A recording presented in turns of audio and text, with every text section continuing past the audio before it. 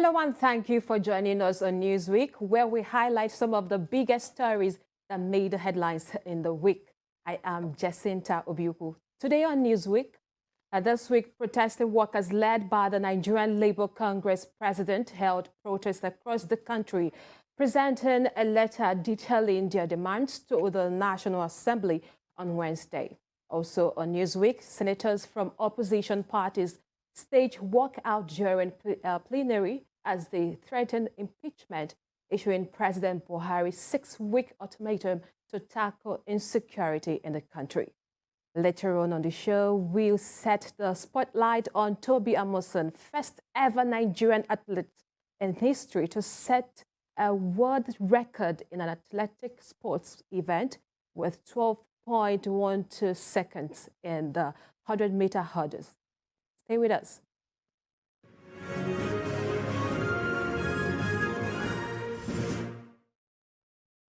Well, we'll begin with the two nationwide protests that held across the country against the continued closure of Nigeria's public universities.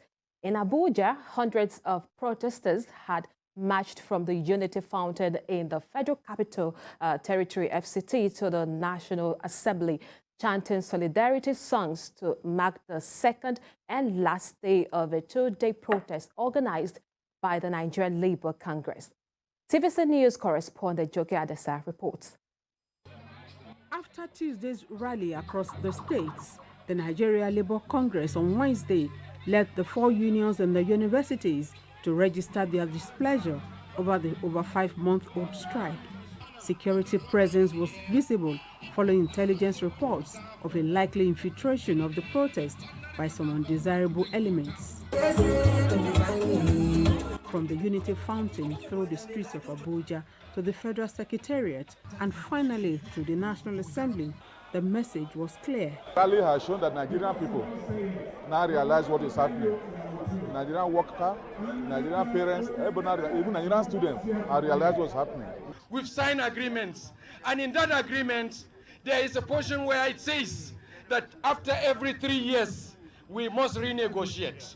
If you say OSAS is not good enough, how about U3PS? If you say U3PS is not good enough, how about if they merge them and they become one? We have insecurity, gender-based violence that is going on. Nobody is saying something. If you cannot govern, resign. At the National Assembly, the leadership of the parliament formally received a letter from the NLC detailing its demands. We have a documented complaint that has captured all the issues we have stated and what we expect of the parliament. If before now they have not looked at the issue as a serious issue, we want the parliament of the Nigerian people, to take this issue very seriously. No civilized country in the world where students in the university will be away from classroom for 5 months, not to talk of 8 months, not to talk of 1 month. So we are with you. Ayub Bawaba describes as baseless reports that the protest was politically motivated. Is it a serious issue? Does it call for action? Have NLC not mediated behind the scene? Have NLC not tried to resolve the issue? That is the issue. So basically, it's about diverting our attention. Nigerian workers cannot be divided. The attention cannot be diverted. All the university-based unions led by the Nigeria Labour Congress have spoken in one voice. The expectation arising from this mega rally is that the federal government will ensure the reopening of the public universities by meeting the demands of the striking university workers. And in the event that this fails, NLC says a nationwide strike becomes inevitable. Joke Adisa, TVC News, Abuja.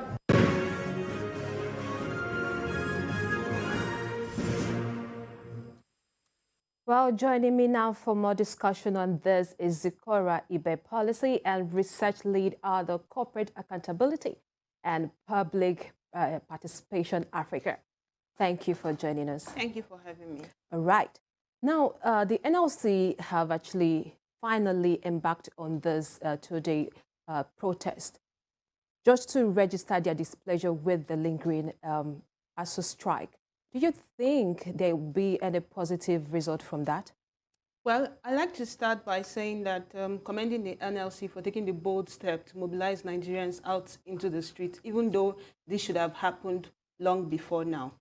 The mood of the protest, away from even that it was premised on ASO, on the government answering ASO, or even reopening the universities, which has been shut down for 5 months, also told the general condition of the country, which is that everything is in a state of shambles. So at the protest, you had people not just protesting the closure of Nigerian universities for over 5 months, but also protesting the general state of the economy, insecurity, corruption, poverty, and the low standard of living. And if we are going to look at the government's body language, this is a government that has embodied nonchalance as a body language, so that even the protest might not really resolve the issue.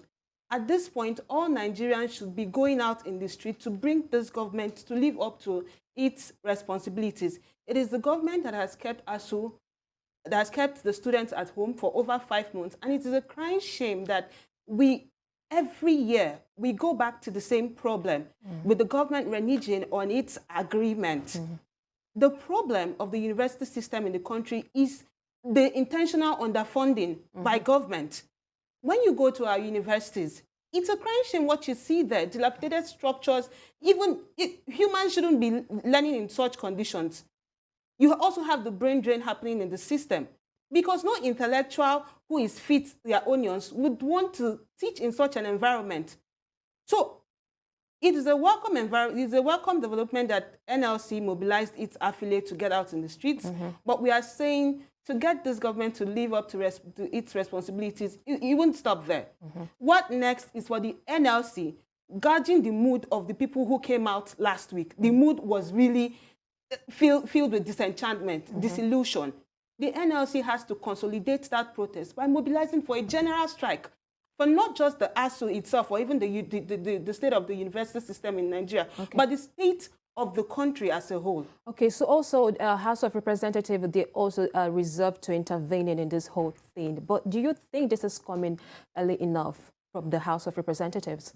It isn't to me. This situation has been going on since 2009. There was a 2009 agreement for the government to fund Nigerian universities, improve the conditions of service of Nigerian lecturers, and generally, improve the university autonomy. And since 2009 till 2012, that's almost 13 years. It's been the government reneging on its agreement with ASU, with the university unions, refusing to fund the system. So, I mean, it's coming late. It's 13 years, for goodness sake. And this is a government that has continued to go back on its words.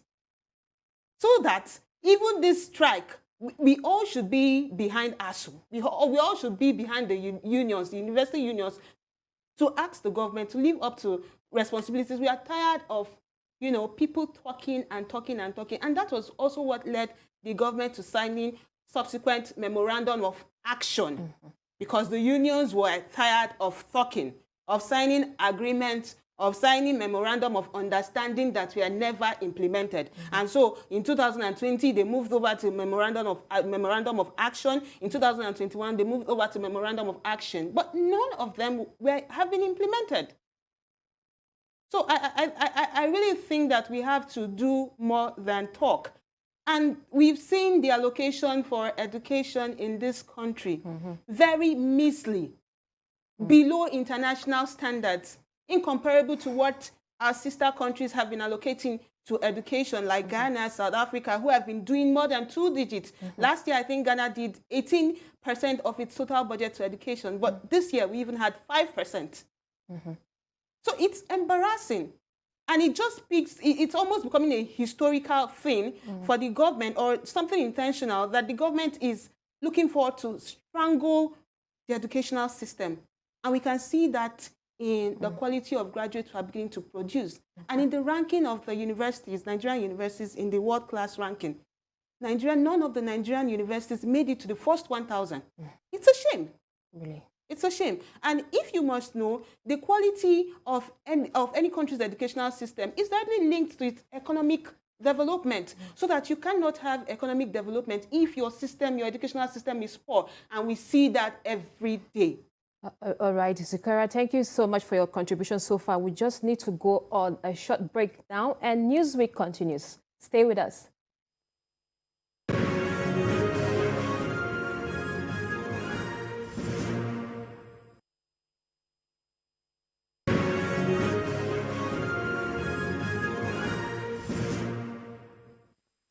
Welcome back, and it's still Newsweek, where we discuss the biggest stories that made headlines in the week.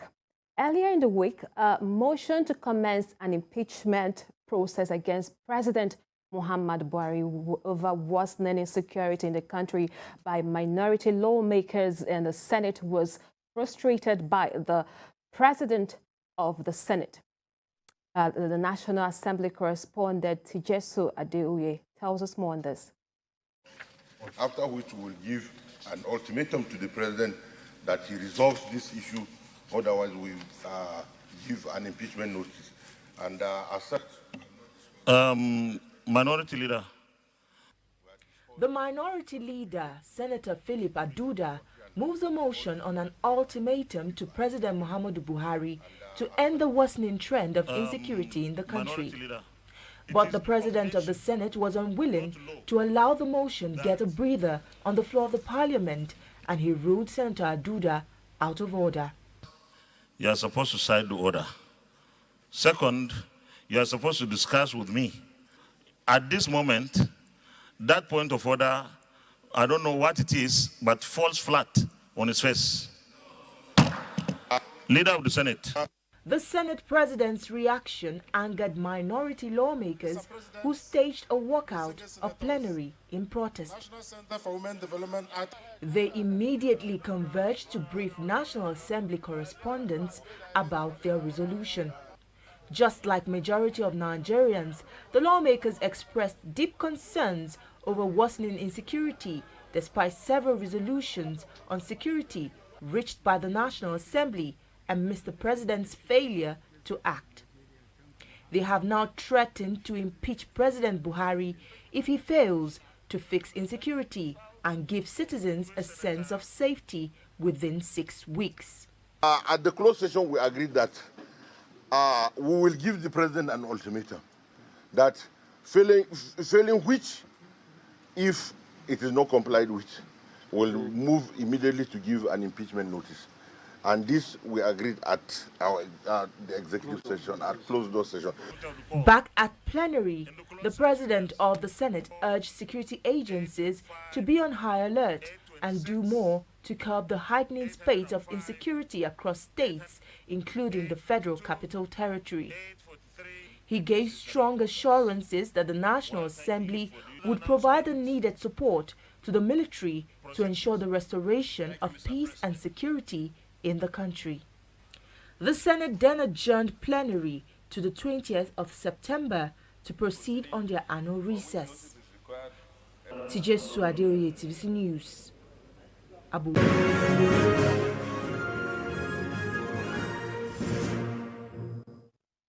Welcome back, and I still have Zikora here in the studio with me. Okay, so let's talk about this whole thing. What do you think must have prompted the Senate to issue the president's 6-week ultimatum? I think it's clear to even the blind, that Nigerians are no longer safe in the country. And as far as I'm concerned, this is even coming late. The president himself has admitted at his hometown the other day that he is tired of even governing the country, and he cannot wait to hand over power. So this is a man that is completely out of touch with the realities on ground, who continues to feign ignorance. With each day, insecurity rises in the country. Remember the prison attack. He continued asking. He wondered how this could have happened in the most secure prison in the country. So, if the president can feign ignorance or is at variance with the security situation in the country, who are ordinary citizens? So that as far as I'm concerned, the move to impeach him the move to impeach him is actually a right move.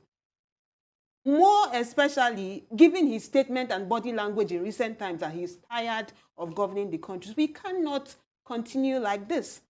The other day we saw the victims of the Kaduna train attack being whipped.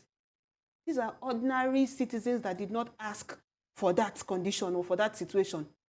But do you see any change happening as a result of this threat of impeachment? I don't see any change happening unless the threat is made good. And that is why I said the Nigerian Labour Congress and other affiliated unions must begin to mobilize for a general strike. So it is no gain talking and talking and talking. This is a government that doesn't listen to talk. And especially because it is removed from the realities of ordinary citizens. So it can afford to fly in a private jet and not get shot down. It can afford to, move without standing the risk of being killed. But all over the country, everywhere is a death trap. You cannot travel by road. You cannot travel by air. I mean, there are just different cases of insecurity every day. So that it must happen that people must rise up to demand accountability from this government and ask that he resigns if he can no longer go on. That's the only thing. That's the good thing. I mean, that's the way he can redeem his name for us. All right, let's also talk about the 2023 general election that is about coming almost here.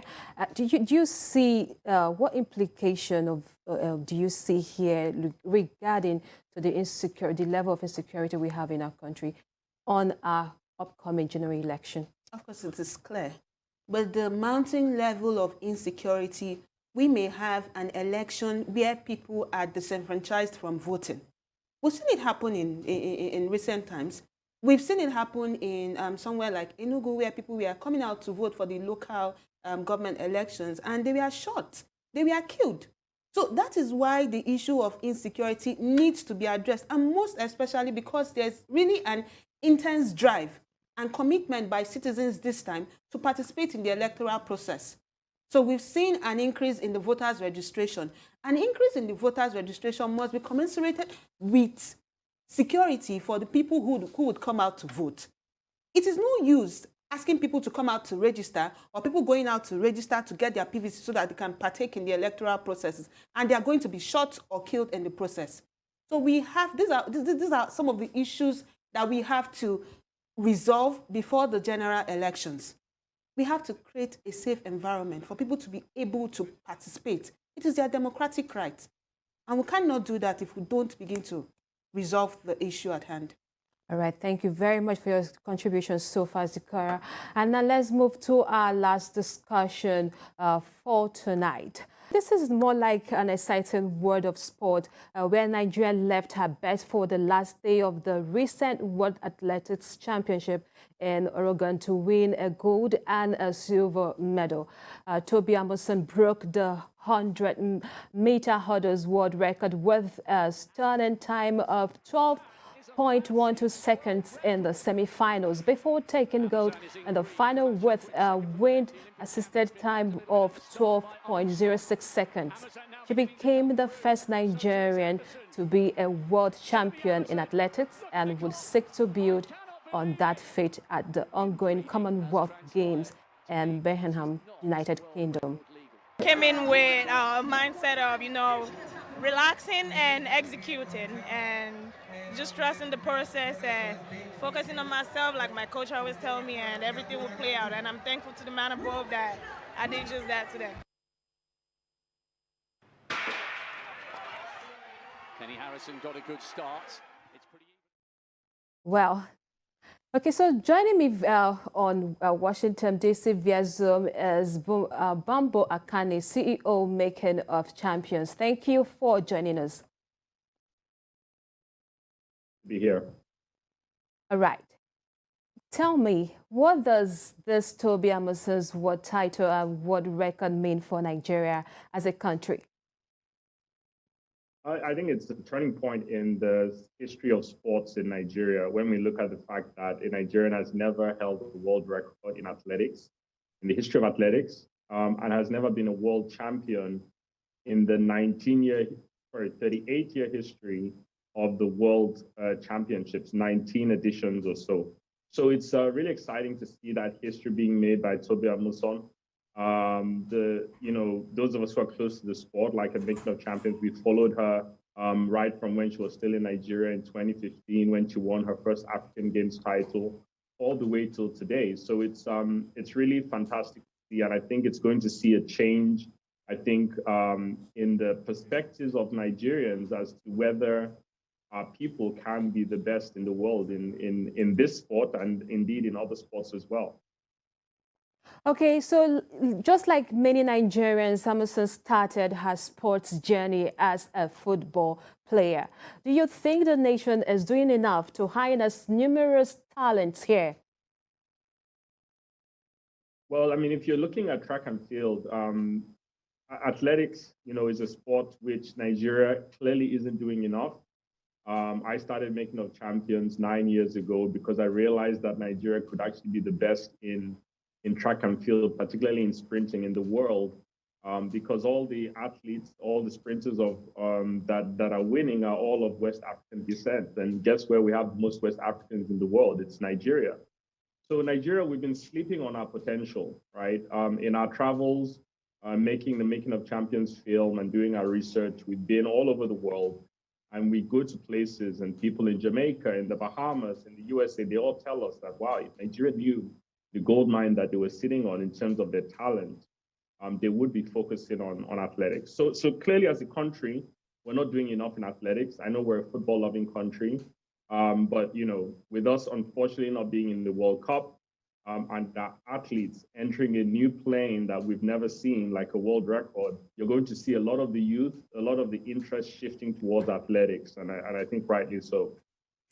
All right, before I finally let you go, I would like to know, what do you think we need to do to produce more world beaters like Tobi Amusan?